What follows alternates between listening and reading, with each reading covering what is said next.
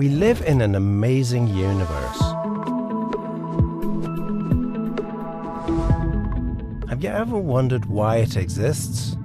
Why does anything at all exist?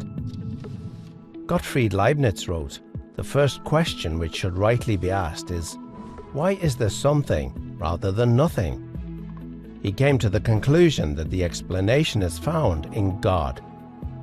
But is this reasonable? Everything that exists has an explanation of its existence. If the universe has an explanation of its existence, that explanation is God. The universe exists. From these, it follows logically that the explanation of the universe's existence is God. The logic of this argument is airtight. If the three premises are true, the conclusion is unavoidable. But are they more plausibly true than false? The third premise is undeniable for anyone seeking truth. But what about the first premise? Why not say, the universe is just there, and that's all? No explanation needed. End of discussion.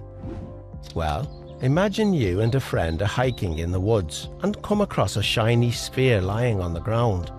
You would, naturally, wonder how it came to be there. And you'd think it odd if your friend said, "There's no reason or explanation for it. Stop wondering. It just is."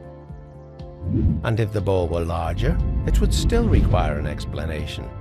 In fact, if the ball were the size of the universe, the change in its size wouldn't remove the need for an explanation. Indeed, curiosity about the existence of the universe seems scientific and intuitive. Someone might say, if everything that exists needs an explanation, what about God? Doesn't he need an explanation? And if God doesn't need an explanation, then why does the universe need an explanation? To address this, Leibniz makes a key distinction between things that exist necessarily and things that exist contingently. Things that exist necessarily exist by necessity of their own nature. It's impossible for them not to exist. Many mathematicians think that abstract objects like numbers and sets exist like this. They're not caused to exist by something else, they just exist by necessity of their own nature. Things that exist contingently are caused to exist by something else. Most of the things we're familiar with exist contingently. They don't have to exist. They only exist because something else caused them to exist. If your parents had never met, you wouldn't exist. There's no reason to think the world around us had to exist. If the universe had developed differently, there might have been no stars or planets. It's logically possible that the whole universe might not have existed. It doesn't exist necessarily, it exists contingently. If the universe might not have existed, why does it exist?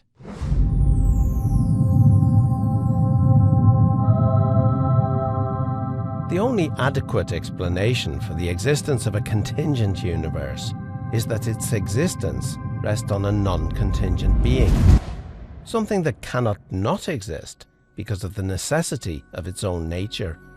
It would exist no matter what.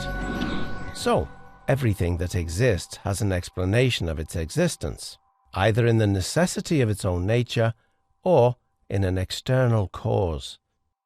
But what about our second premise? Is it reasonable to call the explanation of the universe God? Well, what is the universe? It's all of space-time reality, including all matter and energy. It follows that if the universe has a cause of its existence, that cause cannot be part of the universe. It must be non-physical and immaterial, beyond space and time. The list of entities that could possibly fit this description is fairly short, and abstract objects cannot cause anything. Leibniz's contingency argument shows that the explanation for the existence of the universe can be found only in the existence of God. Or, if you prefer not to use the term God, You may simply call him the extremely powerful, uncaused, necessarily existing, non-contingent, non-physical, immaterial, eternal being who created the entire universe and everything in it.